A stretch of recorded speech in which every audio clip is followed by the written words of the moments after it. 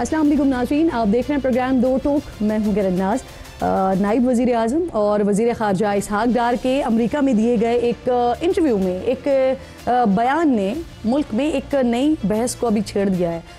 कल रात इसहाक़ डार साहब ने अमेरिका में क़ैद आफ़िया सिद्दीकी की सज़ा का साबिक़ वज़ीर आज़म इमरान खान की सज़ा से मवाजना किया और कहा कि अगर कानून पर अमल दरामद जिसके नतीजे में आफ़िया सिद्दीकी को सज़ा हुई और वो इस फैसले पर तनकीद करें तो ये गलत होगा। इस स्टेटमेंट पर नाज़रीन इस लेवल पर तनकीद हुई कि फिर वज़ीर ख़ारजा को इस बात पर जस्टिफिकेशन देनी पड़ गई। इसहाक़ डार ने एक्स पर लिखा कि उनके स्टेटमेंट को सियाक़ो सबाक़ से हट कर लिया जा रहा है। आफ़िया सिद्दीकी की रिहाई के मामले पर हुकूमत का जो मौक़िफ़ है वो बड़ा दो टोक है और वाज़ेह है। नून लीग की हर हुकूमत आफ़िया सिद्दीकी की रिहाई के लिए तमाम तर सिफारती और अदालती मुआवनत फराहम करती रही है और जब तक रिहाई का मामला हल नहीं हो जाता ये मुआवनत जारी रहेगी। चाहे पाकिस्तान हो या अमेरिका, हर मुल्क के अदालती और कानूनी तरीक़ाकार होते हैं जिनका एहतराम किया जाता है। पाक अमेरिका ताल्लुकात एक नई करवट ले रहे हैं। वज़ीर ख़ारजा अमेरिका में हैं तो अमेरिकी जनरल माइकल कोरेला इस्लामाबाद में मौजूद हैं। आज ऐवान सदर में उन्हें निशान इम्तियाज़ मिलिट्री से नवाजा गया है। पाकिस्तान तहरीक इंसाफ ने दूसरी जानिब खान साहब की रिहाई के लिए अमेरिका समेत दुनिया भर में एहतजाजी मुजाहिरों का जो उनका स्केड्यूल है वो जारी कर दिया है। खान साहब की रिहाई के लिए कासिम और सुलेमान जो अमेरिका में मौजूद थे, कहा जा रहा है कि वो खान साहब की रिहाई के लिए कोई अमली यकीन दहानी हासिल नहीं कर सके हैं, जिसके बाद वो पाकिस्तान आने के बजाय लंदन की तरफ उनकी वापसी हो गई है या हो रही है। इसी सारी सूरत हाल पर बात करने के मौज़ूआत पर बात करने के लिए प्रोग्राम में मेरे आज के मौज़ूज़ मेहमानों में सबसे पहले अली मोहम्मद खान साहब पाकिस्तान तहरीक इंसाफ के अहम रहनुमा हैं, मेंबर कौमी असम्बली हैं, मुझे ज्वाइन कर रहे हैं। मैं बेहद शुक्रगुजार हूँ आपकी अली भाई। सबसे पहले वज़ीर ख़ारजा ने, नायब वज़ीर आज़म ने जो बात की, जो स्टेटमेंट दिया, गो कि उन्होंने इसके ऊपर अब उसको जस्टिफिकेशन भी दे दी, लेकिन उन्होंने मवाजना किया आफ़िया सिद्दीकी की सज़ा से खान साहब की सज़ा का। वो कहते हैं कि दोनों को सज़ा एक ड्यू प्रोसेस के ज़रिए हुई है। साथ ही वो कह रहे हैं कि इस हवाले से जो कुछ हुआ वो अदलिया ने किया या निगरां दौर में हुआ। मौजूदा दौर का, मौजूदा हुकूमत का कोई ताल्लुक नहीं है इस सारे मामले से। बहुत शुक्रिया। बिस्मिल्लाहिर्रहमानिर्रहीम, अल्लाहुम्मा सल्ली अला मुहम्मद व अला आलि मुहम्मद। बिल्कुल ये तक़ाबली जायज़ा नहीं बनता था। मोहतरम इसहाक़ डार साहब को अपने अहदे का भी लिहाज रखना चाहिए था और ये भी सोचना चाहिए था कि सिर्फ एक दिन पहले उन्हीं के वज़ीर आज़म शहबाज शरीफ साहब जो हैं उन्होंने जो मोहतरमा डॉक्टर फौजिया सिद्दीकी साहबा जो हैं, मेरे ख्याल में शायद उनसे मुलाकात हुई थी, इसमें यकीन दहानी करवाई गई थी वज़ीर आज़म साहब की जानिब से कि डॉक्टर आफ़िया सिद्दीकी साहिबा की रिहाई के लिए जो पाकिस्तान की आज की हुकूमत है उसका वही मौक़िफ़ है जो आता चला आ रहा है। कुछ चीज़ें ऐसी हैं जिस पे हुकूमतों के बदलने से मौक़िफ़ कभी बदला नहीं है। डॉक्टर आफ़िया सिद्दीकी कौम की बेटी है, उम्मत की बेटी है, उसके साथ जुल्म हुआ है, उसके साथ बहुत ज़्यादा एक गैर इंसानी सलूक किया गया है और उसको किसी भी मुल्क में जाके किसी भी सूरत में जायज़ करार दे देना कि कोई there was no due process, जुल्म हुआ है, due process was not followed in the case of doctor Aafia Siddiqui. इसने, मैं समझता हूँ कि इसहाक़ डार साहब को तो छोड़े एक शख्सियत है, आज हैं कल नहीं है, लेकिन पाकिस्तानियों को मैं समझता हूँ बड़ा दुख दिया है। आज सुबह जब मैं जागा हूँ मैंने देखा है, मैं हल्के में हूँ, अपने इलाके में हूँ, लोगों की फीलिंग्स भी होती हैं, लेकिन सोशल मीडिया पे खासकर जो मैं चीज़ देख रहा हूँ अक्रॉस पार्टी लाइन्स को, ये नहीं कि पीटीआई या कोई, ज़ाहिर है पूरा पाकिस्तान पीटीआई तो नहीं है, लेकिन सारे इस्लाम से मोहब्बत करते हैं, आफ़िया सिद्दीकी को अपनी माँ या बहन का दर्जा देते हैं।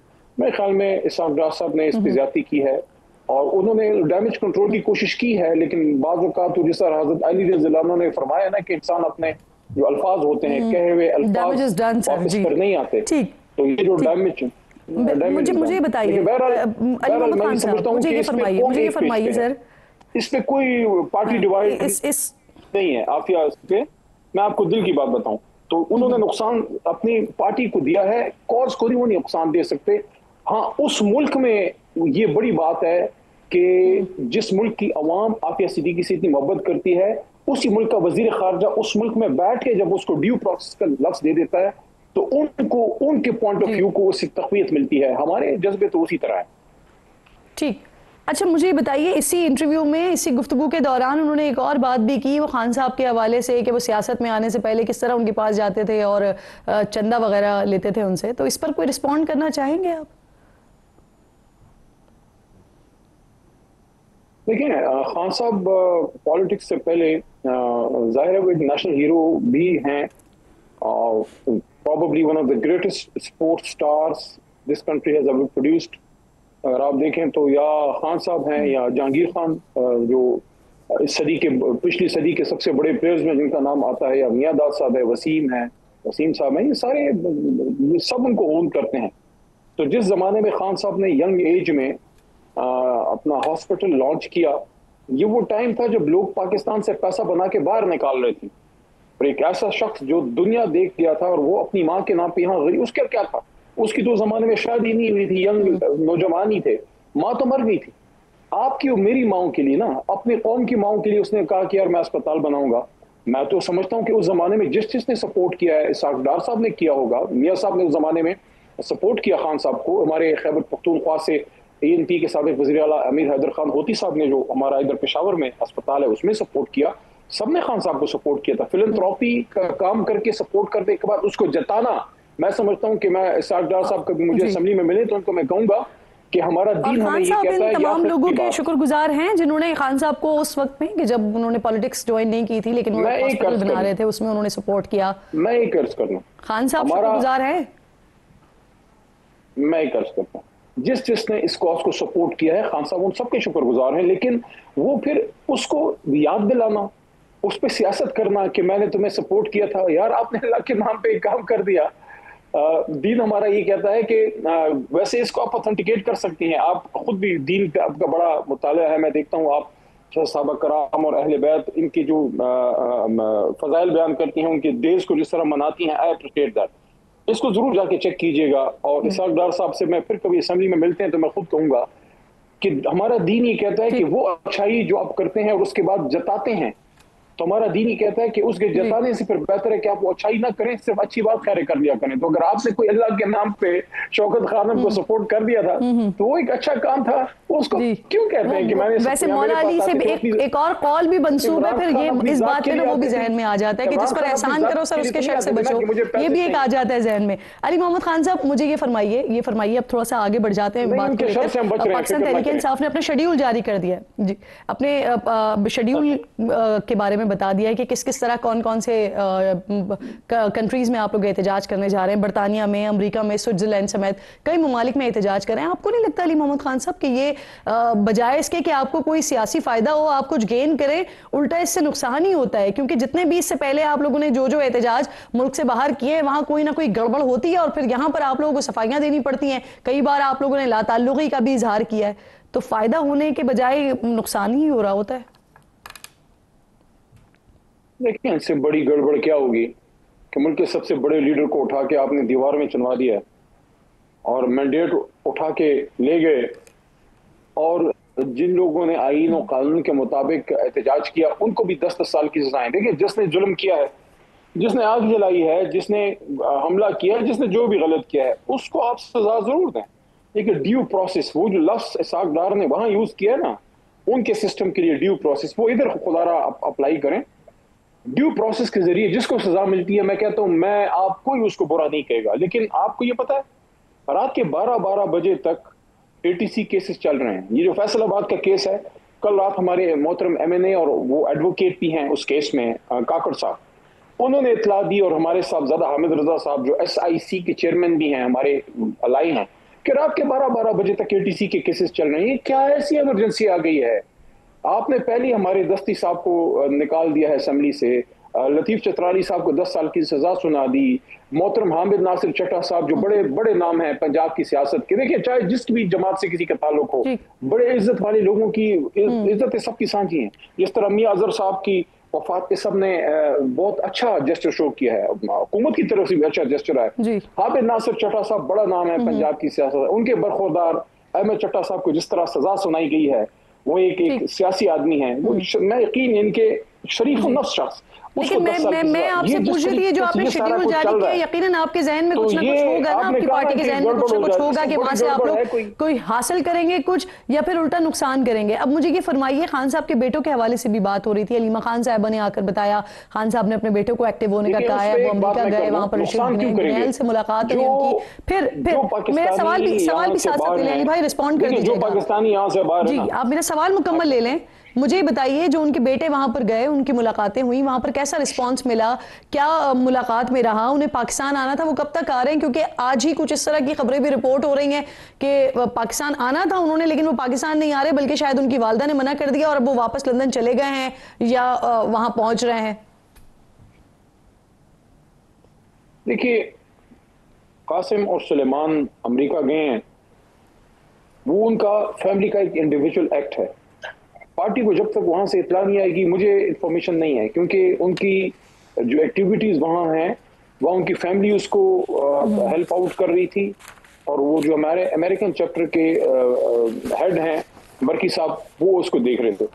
अब कितना कोई कामयाब हुआ है उसका रिजल्ट तो बाद में सामने आएगा, लेकिन क्या वो पाकिस्तान आ रहे हैं, वो कंफर्मेशन फैमिली सर्कल्स की तरफ से आएगी। अगर वो आते हैं, जो उनका राइट है, हुकूमत को उनको वेलकम करना चाहिए, और अपने वालिद की रिहाई के लिए किसी भी बेटे का हक है कि वो बात करे। जहां तक आपके सवाल के पहले हिस्से का ताल्लुक है, आपने कहा कि बाहर जो एहतजाज होता है उससे क्या नुकसान होगा, फलाना होगा। देखें, ओवरसीज में जब पाकिस्तानी होते हैं, उनको अपने घर की और अपने मुल्क की हमसे ज्यादा फिक्र होती है। वो जब दुनिया में देख रहे हैं कि दुनिया किधर जा रही है, हम क्या कर रहे हैं, या हमारे अदलिया को देख लें या हमारे मीडिया को देख लें, आप ही के कुलीग हैं, सबका बार बार मैं नाम लेता रहता हूँ, तो वो उनको बेचारों को मुल्क छोड़ना पड़ रहा है। और अमेरिका से मदद फिर आखिरी हरबा रह गया है, फिर हो गए हैं। क्या वो कोई गुलाम है? देखिए, ये तो खैर आप एक दूसरे उसमें बात कर रही हैं, उस पर तो मैं आपके साथ 1 घंटा बात कर सकता हूँ। मैं इतना आपको ये कहूंगा कि अभी पाकिस्तान में ऐसा सियासतदान पैदा नहीं हुआ जो अमरीकी गुलामी को इनकार करके अपनी हुकूमत को भी कुर्बान करे और 700 दिनों जेल में बैठ के डील ना करे। कोई है तो मुझे बताएं। ये तो 24 घंटे के अंदर डील के लिए तैयार हो जाते हैं, अपने घर के लोगों को पता नहीं होता, बक्से जहाज पे भर के निकल जाते हैं। तो वो छोड़ें, मैं तो संजीदा बात आपसे ये कर रहा हूं। और कोई ऐसा तो पैदा हुआ है जो कहे कि अमेरिका ने मेरी हुकूमत गिराई, अमेरिका में साजिश हुई, और फिर अमेरिका की तरफ ही देख के वहीं से ही मदद मांगे और आखिरी अरबा वहीं पर ही हो? इनका हक है कि ये पाकिस्तान से हमसे ज्यादा मोहब्बत करते हैं, वहां उनको मुल्क के लिए जो लीडर सही लगता है उसके लिए वो उस मुल्क के कानून के मुताबिक एहतजाज करते हैं। ये भाई, ये दो अलग अलग बातें हैं ना।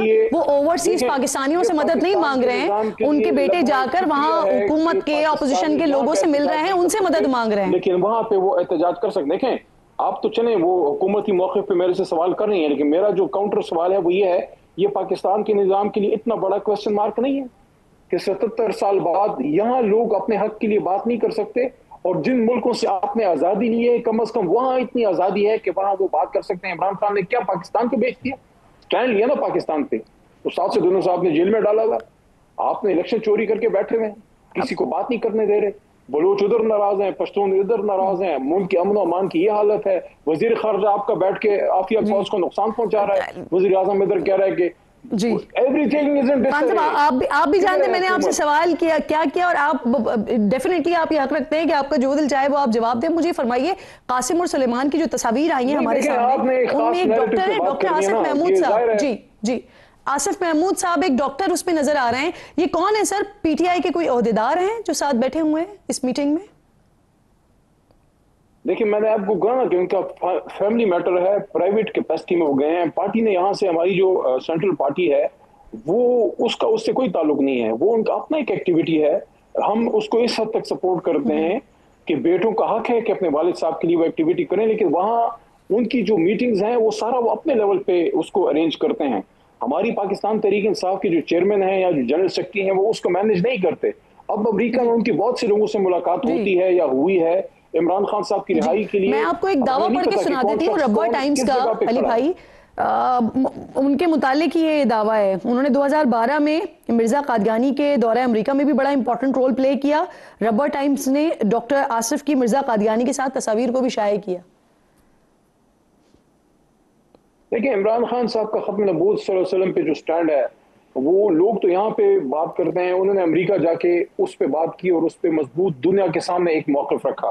तो इमरान खान साहब के हवाले से तो ऐसी बात करना, इसका मतलब है कि आपके पास जब कोई सियासी बात न रह जाए तो फिर आप एक शख्स के उन इश्यूज को अटैक करें कि इमरान खान साहब की जो खत्म नबूत पे स्टैंड है, जो उसवे हुजूर सल्लल्लाहु अलैहि वसल्लम पे स्टैंड है, और फिर पाकिस्तान से बाहर जाके जिन्होंने फलस्तीन कॉज पे स्टैंड लिया, इसराइल के खिलाफ जिस तरह खुल के बतौर अपना स्टांस बता दीजिए। हम आज भी क्या इमरान खान के बेटों को या खान साहब को किसी भी ऐसे शख्स की मदद वैसे लेनी चाहिए जो किसी भी सूरत में कादियानियों को सपोर्ट कर रहा हो? सर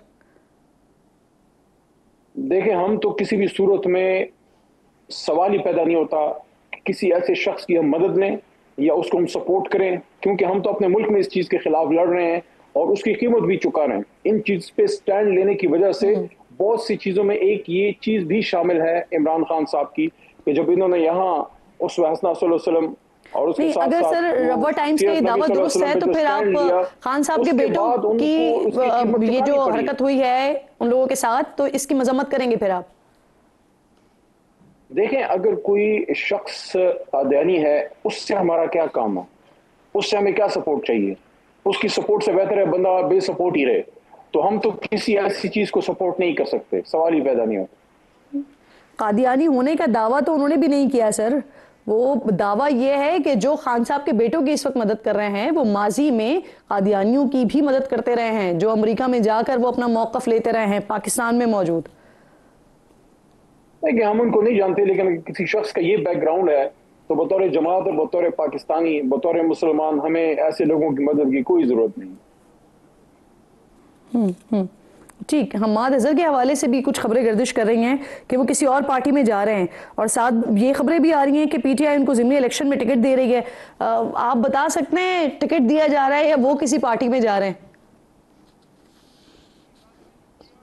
मैं समझता हूँ हमारे मुल्क के जो सियासी लोग हैं या जो मीडिया है, कोई थोड़ी बहुत भी जो एक अखलाकियात होते हैं उससे वो आदी हो गए हैं। एक शख्स अपने वालिद को खो दिया उसने, और उस पर इस तरह के रकीक हमले करना, वो इस जमात का फॉर्मर फेडरल मिनिस्टर रहा है, इमरान खान साहब का उन पर ट्रस्ट है, हमारी जमात के पंजाब के सदर रहे हैं, और अभी हफ्ता भी नहीं गुजरा वो वालिद के जनाजे से फारिग हुए हैं, और उनके बारे में इस तरह की बातें करना बहुत ही गलत बात है। और इस तरह से ये एक लेवल रह गया है पाकिस्तान की सियासत का कि एक शख्स आप तरदीद कर दें, वाज़ेह तौर पर तरदीद कर दें कि ऐसा कुछ नहीं हो रहा है, ये गलत इल्जामात लगाए जा रहे हैं, गलत बात की जा रही है। बिल्कुल ठीक, बहुत बहुत शुक्रिया आपका। अली मोहम्मद खान साहब मेरे इंतहाई मान प्रोग्राम में साथ मौजूद थे। आम गुफ्तगू हो रही थी पाकिस्तान तहरीक इंसाफ का आगे का प्लान क्या है, उस पर उनके बेटों की एक्टिविटीज़ के हवाले से बात हो रही थी, और ख़ास साथ साथ जो इसहाक डार साहब ने एक स्टेटमेंट दिया उस पर भी बात हो रही थी। फौजिया सिद्दीकी साहिबा ही हमें ज्वाइन कर चुकी हैं, आफिया सिद्दीकी की बहन है। शुक्रगुजार हूँ आपकी, आपके वक्त की। सबसे पहले मुझे ये फरमाइए, आपकी नज़रों से यकीनन गुजरा होगा वो इसहाक डार साहब का स्टेटमेंट जिसमें वो मवाजना करें खान साहब की सज़ा का और आफिया सिद्दीकी की सज़ा का, कि उनकी जो सजा है वो कानूनी तकाज़ों के मुताबिक हुई है। फैमिली किस तरह से देख रही है इसे? नंबर वन, मैं एक्चुअली आज चूँकि वो इस्लामाबाद गई हुई थी और वज़ीर आज़म से मुलाकात थी, और फिर अटॉर्नी जनरल और लॉ मिनिस्टर और तारिक फ़ातमी साहब के साथ काफ़ी देर मीटिंग्स और उसमें थी, तो इस्लामाबाद से अभी वापस आई तो ज़ाहिर फुल क्लिनिक थी जो सुबह से लेके और रात तक चली। तो मैं बस अभी आई हूँ, तो हम लोग इसका एक प्रॉपर जायज़ा किस कॉन्टेक्स्ट में किसने क्या बात की उस पर I would not be in a position to comment right now. लेकिन ये है कि जो वज़ीर आज़म से मेरी बात हुई है और कल फिर हमारी मीटिंग है जूम पे इसी सिलसिले में कि आफिया के लिए अमाइकस ब्रीफ लिखना और उसको किस तरह से करना, कोर्ट का जो तौहीन अदालत की जो हदफ लगाई गई उसके बारे में, और उससे किस तरह से कॉम्प्रोमाइज़ किया जाए और क्या किया जाए, इस सारे सिलसिले में काफ़ी हमारी मीटिंग्स और हम उसमें काफ़ी बिज़ी रहे हैं।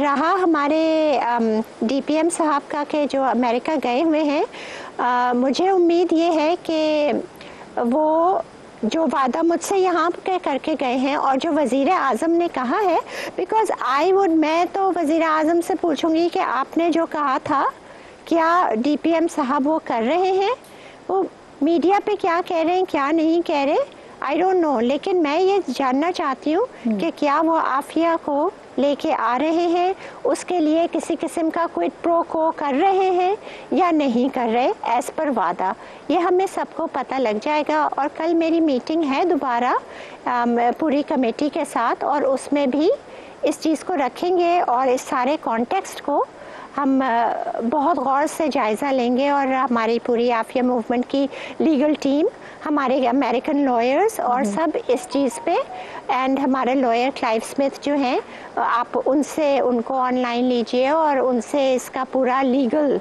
वो कीजिए। जहाँ तक ड्यू प्रोसेस का ताल्लुक है तो आफिया का case miss carriage of justice का वो केस है जो सारी दुनिया में मशहूर है। It is known as a stay of justice. तो उस बेचारी को तो जस्टिस मिली ही नहीं। आपकी कल भी मुलाकात हुई, आज भी मुलाकात हुई, बात हो रही है आपकी मुसलसल। क्या कभी वज़ीर आज़म साहब ने आपसे कहा कि आफिया सिद्दीकी की जो कैद है वो गैर कानूनी है, गलत हुई है? देखिए, मेरी मियाँ साहब से मुलाकातें हुई हैं, मेरी वालदा की भी हुई हैं, और उन्होंने हमेशा ये कहा कि कौम की बेटी है। एंड वज़ीर आज़म शहबाज शरीफ के साथ तो मेरी काफ़ी सारी मुलाकातें हुई हैं। वज़ीर आज़म शहबाज शरीफ ने मेरी 20 साल में पहली दफ़ा मुलाकात आफिया से करवाने में काफ़ी मुआवनत की, इस्लामाबाद हाई कोर्ट के साथ मिलकर। तो एंड मेरी बिल्कुल अभी ही मुलाकात हुई है और उनका यही मौक़िफ़ रहा है, and he has always said, और उनके अल्फाज ये हैं कि रेस्ट अश्योर्ड, ये कौम की बेटी है, ये हमारी बेटी है, हमने इसको वापस लाना है।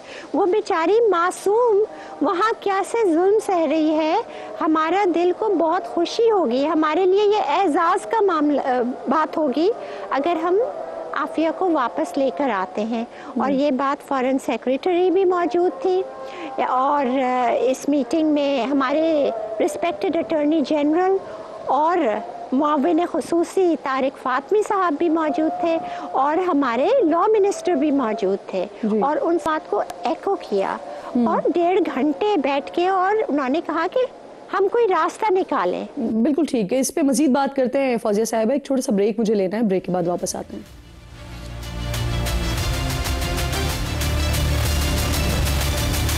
प्रोग्राम में एक बार फिर आपको खुशामदीद कहती हूँ। इसहाक डार साहब का स्टेटमेंट और उस पर बात हो रही है डॉक्टर फौजिया सिद्दीकी से, जो कि बहन है आफिया सिद्दीकी साहिबा की। बता रही थी कि उनकी मीटिंग्स हो रही हैं, कल भी हुई, आज भी हुई। तो फौजिया साहिबा, इन तमाम मीटिंग्स के दौरान क्या हुकूमत भी यही समझती है कि आफिया सिद्दीकी मासूम है? उन्होंने देख, ये उनके अल्फाज हैं। बिल्कुल बिल्कुल बिल्कुल अटॉर्नी जनरल ऑफ पाकिस्तान ने इस बात का वो किया है, कोर्ट में कहा गया है, इन राइटिंग मौजूद है। What else do they want? खुद हमारे डीपीएम साहब ने लेटर लिखवाया है, आप ही के मीडिया में उनकी सारी खबरें और बयानात आए हैं कि हम लेटर लिख रहे हैं। अच्छा, आप भी समझती हैं कि आफिया सिद्दीकी ड्यू प्रोसेस से गुजरी हैं और जो सजा हुई है वो कानून के मुताबिक हुई है? मैं आपसे ये कह रही हूँ कि Aafia did not receive due process, और जो भी ये कहता है कि आफिया रिसीव्ड ड्यू प्रोसेस, अगर वो विदाउट एनी कॉन्टेक्स्ट ये कहता है तो that's a blatant silly statement to make. इसलिए एवरीबडी नोज, ये कोई ऐसी बात नहीं है जिस पे कोई डिबेट भी हो कि did Aafia receive due process. Did 98.6% of Muslims convicted in the US after 9/11 receive due process? Did any one of those thousands of people जो ग्वांतानामो में थे, did they receive due process? जो इतने मिसिंग हैं, किसी को ड्यू प्रोसेस मिला है? I mean, अगर कोई ये सवाल भी करता है कि क्या ये ड्यू प्रोसेस है, तो that is not a question to be asked. That is more like exploiting something. किसी की मजबूरी, किसी के दुख और किसी की तकलीफ को एक्सप्लॉइट करना, किसी की नाइंसाफी को एक्सप्लॉइट करके, और उसको आप by exploiting that situation आप ये कहें कि जी इंसाफ, तो that is a very mischievous kind of thing to be doing. Fauzia साहब, वैसे इसहाक डार साहब ने अपने बयान की वजाहत भी कर दी और वो कह रहे हैं कि उनका जो स्टेटमेंट था उसे सियाको सबाक से हटकर पेश किया गया है। अब आप ये बताइए कि इस्लामाबाद हाई कोर्ट ने इस केस में हुकूमत को अमेरिका में फरीक बनने के लिए हिदायत की थी, तो कल जो मुलाकात हुई है इस पर कोई डिस्कशन हुई? वजीर आज़म ने बताया कि हुकूमत की क्या तैयारी है इस हवाले से? जी बिल्कुल, इसी हवाले पे हमारी काफ़ी बात हुई और ये जो हमने कमेटी जो अटॉर्नी जनरल और उनके साथ बैठ के हम वही अमाइकस ब्रीफ जो है उसी के सिलसिले में वो कर रहे हैं, उसका ड्राफ्ट तैयार हो रहा है और कल दोबारा मीटिंग है उसको फाइनलाइज करने के लिए, जिसमें कि लॉ मिनिस्टर, हमारे लॉयर्स एंड सारे अटॉर्नी जनरल ख़ुद मौजूद होंगे, ताकि ऐसी चीज़ तैयार हो जिसमें कि जो पाकिस्तान को भी फ़ायदा हो और आफिया खैर से और पूरी कौम को एक सेलिब्रेशन का मौका मिले। सही, बहुत बहुत शुक्रिया आपका फौजिया सिद्दीकी साहिबा, प्रोग्राम में आप साथ मौजूद थी। इसी डिस्कशन को थोड़ा सा आगे बढ़ाते हुए राना एहसान अफजल साहब जो कि कोऑर्डिनेटर हैं प्राइम मिनिस्टर ऑफ पाकिस्तान के, मुझे प्रोग्राम में ज्वाइन करें। मैं आपकी बेहद शुक्रगुजार हूँ। राना साहब, इसहाक डार साहब ने जो बात की आफिया सिद्दीकी के हवाले से या फिर इमरान खान की सज़ा के हवाले से और फिर वो वायरल हुई, फिर उसके बाद क्या कुछ हुआ वो सब हमारे सामने, फिर इसहाक डार साहब ने उसको बड़ा वाज़े भी कर दिया। लेकिन ये सारा माजरा जो वो कैमरे की आंख के सामने हुआ, इसके अलावा जो मुलाकातें हुई हैं, क्या उसमें खान साहब की सजा के हवाले से, केसेस के हवाले से कोई डिस्कशन हुई है? और फिर अमरीकी हुकाम का क्या मौक़िफ़ रहा उस पर? खान साहब का कोई बातचीत हुई है या कोई ऐसी कोई एक सेपरेटली हमने ज़रूर प्राइम मिनिस्टर ने ख़त लिखा था और इस दफ़ा भी प्राइम मिनिस्टर जो है इसको ऑफिशियली टेकअप कर रहे हैं आफिया सिद्दीकी के केस को, और वहाँ हम बिल्कुल कोशिश करेंगे कि किसी तरीके से अगर हम रिलीफ ले सकते हैं उनके लिए तो वो रिलीफ लें।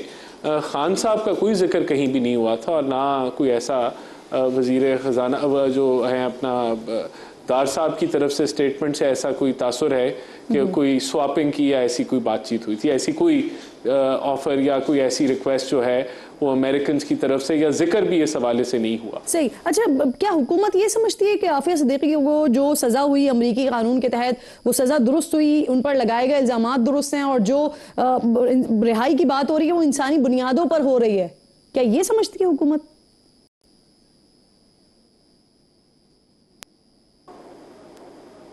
नहीं, देखिए बात यह है कि हर मुल्क की अपनी अदालत होती है और उस अदालत से डॉक्टर आफिया सिद्दीकी को सज़ा हुई है, तो यानी कि उनकी अदालत ने सज़ा दी है, उन्होंने जो भी मेरिट्स देखे होंगे, जो भी शवाहिद देखे होंगे उस बेसिस पे सज़ा दी है। तो हमारा एज अ गवर्नमेंट हम ये नहीं कह सकते कि वो दुरुस्त है गलत है, वो उनकी अदालत ने सज़ा दी है तो उनकी अदालत की सज़ा स्टैंड करती है। इसी तरीके से अगर हमारी अदालत में किसी भी मुजरिम को, अगर वो दहशतगर्दी का मुजरिम है, हमारी अदालत उसको सज़ा सुनाती है तो हमारी अदालतें आज़ाद हैं और उसके ऊपर अगर कोई दूसरी हुकूमत हक नहीं रखती कि उस सज़ा के ऊपर वो तनकीद करे, क्योंकि हमारा अपना आइन है, हमारे अपने कानून है, उसके मुताबिक जो है वो सज़ा हुई है किसी को भी। तो इसी तरह वहाँ भी यही है, उनकी अदालतें इंडिपेंडेंट हैं और अगर उन्होंने सज़ा दी है तो हम ये कहें कि बिल्कुल गलत दी है या बिल्कुल ठीक दी है, उससे हम एज अ गवर्नमेंट हम ये नहीं कह सकते, लेकिन हम एज अ गवर्नमेंट उनसे निगोशिएट करने की कोशिश कर सकते हैं कि आफिया सिद्दीकी की रिलीज़ जो है वो किस तरीके से मुमकिन है। हम रिक्वेस्ट कर सकते हैं या हम कोई ऑप्शन दे सकते हैं, कोई प्रिजनर स्वैपिंग की या किसी और तरीके से। मैं यानी कि आपको सिर्फ मिसाल के तौर पे बता रहा हूँ कि कैसे हम तो ये बिल्कुल हमारा राइट है, लेकिन एज ए गवर्नमेंट हम किसी की अदालत जो आज़ाद अदालतें हैं उनके किसी फैसले के ऊपर हम ये नहीं कह सकते कि अमेरिकन अदालत ने ठीक सज़ा दी है या अमेरिकन अदालत ने गलत सज़ा दी। उनका इंडिपेंडेंट कानून आइन है जिसके मुताबिक वो चलते हैं और हम इसी तरह कहते हैं कि हमारी अदालतों के ऊपर भी कोई मुल्क कमेंट नहीं करे। चलिए एहसान साहब, इसहाक डार साहब के इस स्टेटमेंट की वजह से जाविया बदल गया गुफ्तगू का, वरना इस दौरे की अपनी भी एक अहमियत है। अब ये बताइए इसके नताइज क्या होंगे और क्या सर बलूचिस्तान में भी कुछ प्रोजेक्ट्स ऑफर किए गए हैं उन्हें, और फिर ये तिजारती मुआहदा कब तक होगा? और वो जो जीरो टैरिफ की बात हो रही थी, डेफिनेटली अभी बातचीत जारी है। आप जानते हैं कि यूएस टैरिफ के ऊपर बैक एंड फोर्थ अमेरिका के साथ मामला चल रहे हैं। वो सारे मामला जो हैं वो दार साहब ने डिस्कस किए होंगे और उसके ऊपर हम एक अच्छे की उम्मीद रख रहे हैं कि हमें एक अच्छा जो है वो ज़ीरो टैरिफ के लिए ही हमने कोशिश की है, लेकिन देखते हैं क्या रिज़ल्ट आता है। बहरहाल हम फॉरेन डायरेक्ट इन्वेस्टमेंट को तो पहले से ही अट्रैक्ट कर रहे हैं, और जो हमारी मिनरल्स कॉन्फ्रेंस हुई थी इस्लामाबाद में, उसमें भी अमेरिकन इन्वेस्टर आए थे, तो वो तो दुनिया भर के लिए ओपन है पाकिस्तान के यहाँ आके इन्वेस्ट करें। माइनिंग सेक्टर हमारा, उसको SIFC भी प्रमोट कर रही है, तो बिल्कुल हम वहाँ भी उम्मीद करते हैं कि अमेरिकन इन्वेस्टमेंट आएगी। और बहरहाल मैं कोई प्रेडिक्शन नहीं देना चाहूँगा, लेकिन हम अच्छी निगोशिएशंस हमारी जा रही हैं अमेरिका के साथ ट्रेड के हवाले से, तो हम उम्मीद करते हैं कि उसका अच्छा नतीजा जल्द आएगा। ये उसका तो अच्छा नतीजा निकलेगा, लेकिन एक और नतीजा याखिस किया जा रहा है हम्माद अजहर साहब के हवाले से। बड़ी खबरें गर्दिश कर रही हैं, मुस्लिम लीग नून ने उनको पार्टी में शमूलियत की दावत दी है, वो ऑफर कबूल कर रहे हैं नहीं कर रहे हैं, इस पर बात हो रही है। तो आप बता दीजिए हकीकत क्या है इस सारे सिनेरियो की। देखें, असल में PTI के अंदर हर कोई एक दूसरे के साथ दस्तो गिरबान है और एक दूसरे के साथ प्रोपेगेंडा करता है, एक दूसरे पे इल्ज़ामात लगाते हैं। तो मेरे ख्याल से ये खबर भी PTI वाले ही चला रहे होंगे जो हम्माद अजहर के ख़िलाफ़ हैं, और क्योंकि उनको इजाज़त दे दी कि वो जनाजा पढ़ें और उनकी गिरफ्तारी नहीं की। सर्फ है प्राइम मिनिस्टर शहबाज शरीफ का, मरियम नवाज साहिबा का, मियाँ नवाज शरीफ का, कि वो कभी भी इस तरह के मौके पे कोई सियासत नहीं करते जिस तरह मियाँ नवाज शरीफ को। बहुत बहुत शुक्रिया आपका राना एहसान अफजल साहब, प्रोग्राम में आप साथ मौजूद थे। एक छोटा सा ब्रेक लीजिए नाज़रीन, ब्रेक के बाद जब वापस आएंगे ना तो बात करेंगे, जरा हम बचपन में सुना करते थे कि जो घड़ा खोदते हैं उसमें खुद ही गिर जाते हैं, तो याद होगा आपको पाकिस्तान ने भारत के लिए एक स्टांस लिया था। अब भारत कैसे उसी गड्ढे में खुद गिर रहा है, इस पर बात करते हैं तफसील से ब्रेक के बाद।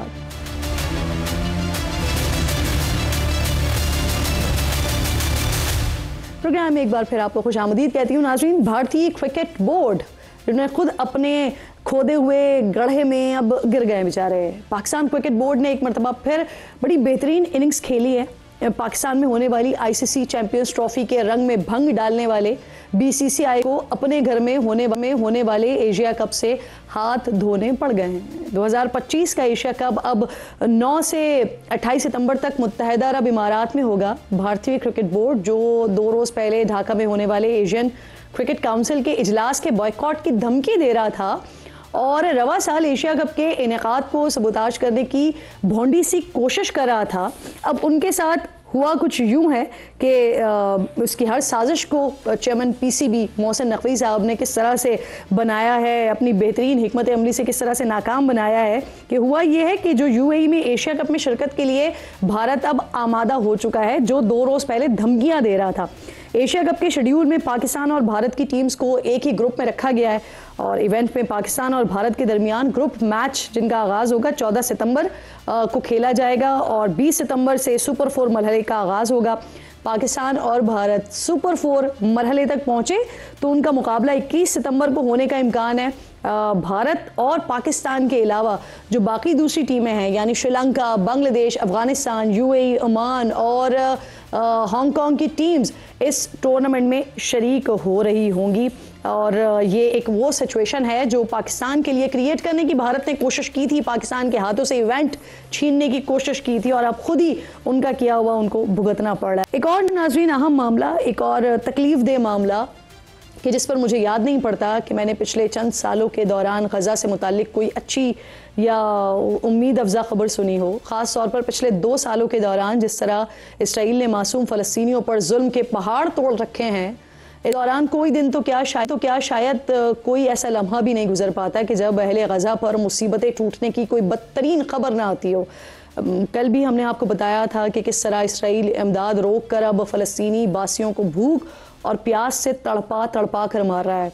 मैं मुसलसल अपने प्रोग्राम में फ़लस्तीनियों पर हो रहे मजालिम का नोहा पढ़ रही हूँ और दुआ करती हूँ कि फ़लस्तीन वालों को भी सुकून और अमन नसीब हो, उनके बच्चों को भी हमारे बच्चों की तरह हंसता खेलता खिलखिलाता हुआ बचपन नसीब हो। और रोज़ ये दुआ करते हुए भी ना मेरे हाथ कांप उठते हैं। ग़ज़ा के मनाजिर और वहाँ मची ताहद निगाह तबाही देखकर मेरे लिए अपने जज्बात पर काबू रखना मुश्किल हो जाता है, लेकिन जब मैं इन फ़लस्तीनी बच्चों को, उनके जज्बे को देखती हूँ, मसाइब के दरमियान शदीद तरीन मुश्किलात और अपना सब कुछ खोकर भी ज़िंदगी जीने की उनकी रमक को देखती हूँ, तो मुझे कुरान पाक की वो आयत याद आ जाती है कि इन्ना मअल उसरि युस्रा, कि यकीनन मुश्किल ही के साथ आसानी है। यानी अहले फ़लस्तीन का ईमान इतना पुख्ता है कि उनका बच्चा भी तमाम तर इंतहा के बावजूद, इंतहा के मजालिम हैं, इसके बावजूद पुरुम्मीद हैं। और उनकी ये उम्मीद इन तस्वीर और फुटेजेस में मैं आपको दिखाती हूँ कि किस तरह जब वहाँ भूख का राज है, 1/3 फ़लस्तीनियों बशमूल मासूम बच्चों ने कई दिनों से खाना नहीं खाया, पेट खाली है। इस वक्त, इस मुश्किल वक्त में भी नातवा फ़लस्तीनी कंधे अपने अहले खाना के लिए खाने का बंदोबस्त करने की उम्मीद में जुटे हुए हैं। इस वक्त जहाँ दुनिया में हमें हर तरफ अफरा तफरी और नफसा नफसी सी नज़र आती है, इस वक्त में भी गज़ा के मासूम बच्चे एक दूसरे का दर्द ही नहीं, शदीद ग़िज़ाई क़िल्लत के बावजूद मैसर मुख्तसर सी खुराक भी आपस में बांटने से नहीं चूक रहे हैं।